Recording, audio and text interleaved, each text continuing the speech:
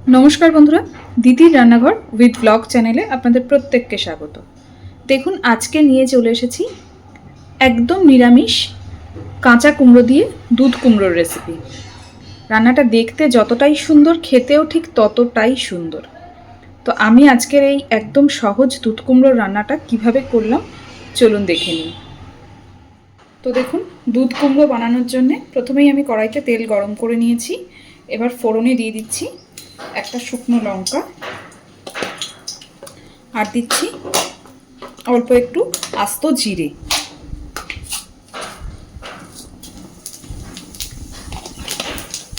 এইবার দেব কেটে ধুয়ে রাখা কাঁচা কুমড়ো আর আলু। এখানে কিন্তু এই দুধ কুমড়োটা কাঁচা কুমড়ো দিয়েই হয়। আমার মাকেও দেখেছি রান্নাটা কাঁচা কুমড়ো দিয়েই করতে। আপনারা কেউ চাইলে নর্মাল কুমড়ো দিয়ে করতেই পারেন, কিন্তু এই রান্নাটার স্বাদটা কাঁচা কুমড়োতেই ভালো হয়।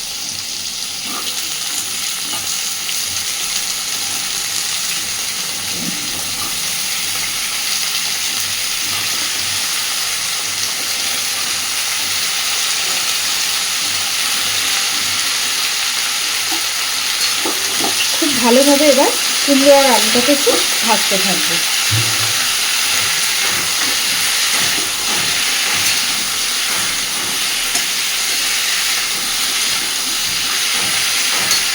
এই পর্যায়ে আমি লবণ আর হলুদটাও একসাথে দিয়ে দিচ্ছি। প্রথমেই দিয়ে দিচ্ছি পরিমাণ মতো লবণ,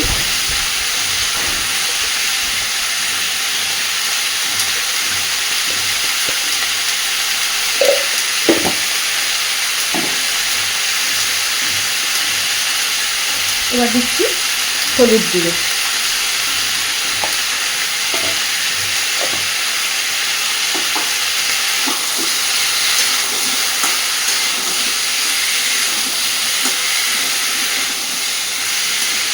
সুন্দর করে আলু আর কুমড়োটাকে একটু ভেজে নেব।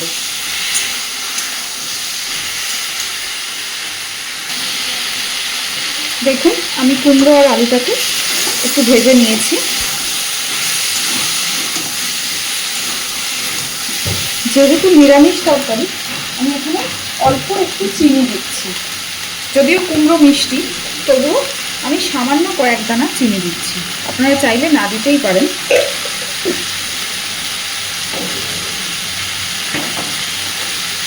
আর দিয়ে দিচ্ছি একটু আদা বাটা আর কয়েকটা চেরা কাঁচা লঙ্কা। আমি আদাটা বেটে ওই লঙ্কার বাটির মধ্যেই ঢেলে দিয়েছিলাম। দিয়ে দিচ্ছি সামান্য একটু শিল ধোয়া জল।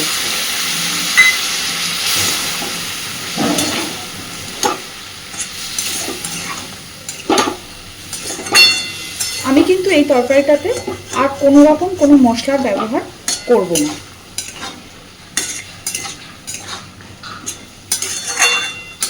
আদা বাটাটা দিয়ে মিনিট খানেক একটু নাড়াচাড়া করে নেব।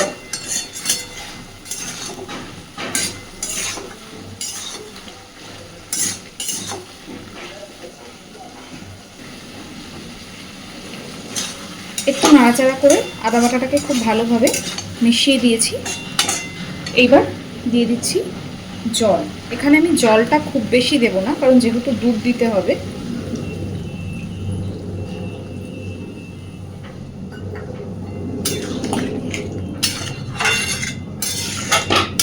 জলটা দিয়ে আরও মিনিট 2-3 এটাকে ভালোভাবে ফুটিয়ে নেব, তাতে করে আলু কুমড়ো সবই বেশ সিদ্ধ হয়ে আসবে।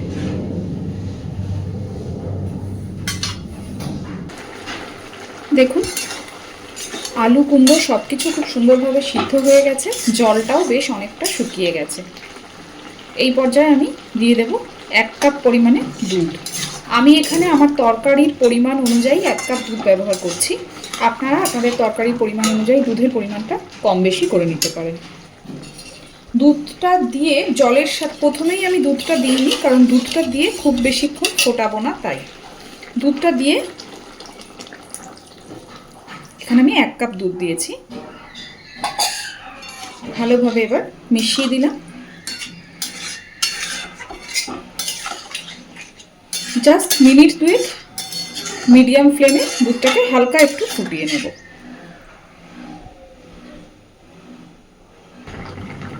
দেখুন আমি মিনিট 2 দুধটা দেওয়ার পরে এটাকে ফুটিয়ে নিয়েছি। তো সম্পূর্ণ নিরামিষ এই দুধ কুমড়োর রেসিপি আমাদের কিন্তু একদম রেডি। এটা কিন্তু একটা সাবেকি রান্না। আমার মাও বাড়িতে এই রান্নাটা খুব করেন, আমার দিদাও করতেন। নিরামিষ দিনে গরম ভাতের সাথে এই রান্নাটা কিন্তু অসাধারণ লাগে খেতে। এবার আমি গ্যাসের ফ্লেমটা অফ করে দিলাম। আমি আপনাদের সকলের কাছেই অনুরোধ করব, এইভাবে একবার দুধ কুমড়ো সম্পূর্ণ নিরামিষভাবে বাড়িতে রান্না করে দেখবেন। তো আজকের এই রান্নাটা কেমন লেগেছে আমাকে অবশ্যই জানাবেন। আর প্লিজ আমার চ্যানেলটাকে লাইক, শেয়ার এবং সাবস্ক্রাইব করে আমার পাশে থাকবেন। তো চলুন আজকের মতো টাটা।